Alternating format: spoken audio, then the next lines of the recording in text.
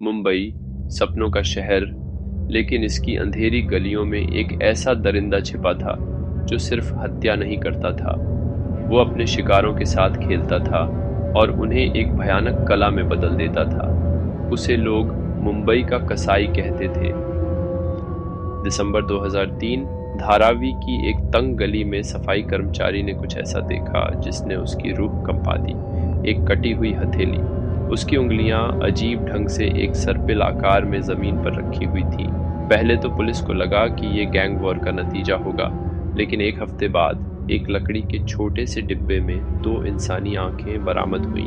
मुंबई ने बहुत कुछ देखा था, लेकिन ऐसा पहले कभी नहीं हुआ था। अगले 3 महीनों में और भी भयानक निशान मिले। एक जीभ रेलवे स्टेशन की बेंच पर कील से ठोंकी हुई, एक रीढ़ की हड्डी पुल के नीचे एस के आकार में रखी हुई, एक जबड़ा एक महिला के हैंडबैग में बस में सफर करते हुए मिला।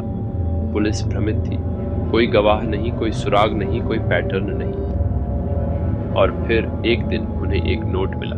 क्या तुम पैटर्न देख सकते हो? मुझे ढूंढो इससे पहले कि मेरी कृति पूरी हो जाए।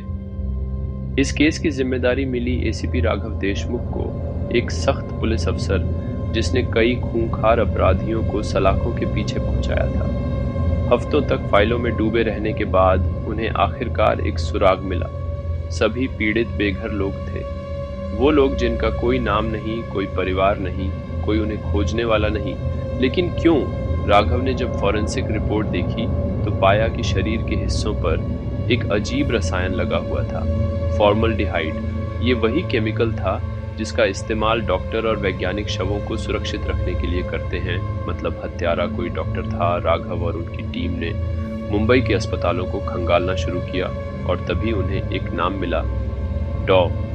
अनिरुद्ध मेहता, एक प्रतिष्ठित प्लास्टिक सर्जन जिसने 3 साल पहले अचानक अपना काम छोड़ दिया था। उनकी पुरानी रिपोर्ट्स बताती थीं कि वो संतुलन, सिमेट्री के दीवाने थे। उनके मरीजों का कहना था कि वो हमेशा मानव शरीर की कमियों को ठीक करने की बात करते रहते थे। उनका घर मुंबई के पॉश इलाके में था, लेकिन बहुत अजीब तरह से वीरान। पुलिस ने जब उसका दरवाजा तोड़ा तो जो उन्होंने अंदर देखा उसने उनके रोंगटे खड़े कर दिए। घर के सभी कमरे साफ सुथरे थे, सिवाय एक कमरे के जिसका दरवाजा अंदर से बंद था। दरवाजा तोड़ते ही एक भयानक बदबू पूरे माहौल में फैल गई। कमरे के बीचों बीच एक बड़ा कांच का टैंक था, उसमें एक इंसानी सिर तैर रहा था, संरक्षित, प्रिजर्व्ड। उसकी आंखें सिल दी गई थीं और उसका चेहरा एक अजीब सी मुस्कान में जम चुका था। दीवारों पर शरीर की अजीबोगरीब तस्वीरें लगी हुई थीं, कुछ इंसानों की नई शक्लें, कुछ के शरीर बेहतर ढंग से रीडिजाइन किए गए। और कमरे के बीच में रखी थी एक कुर्सी, वही कुर्सी जहां वो अपने शिकारों पर प्रयोग करता था।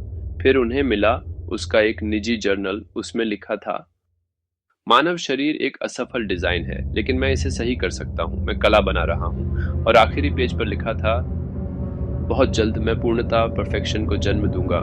लेकिन डॉ. मेहता गायब हो चुका था।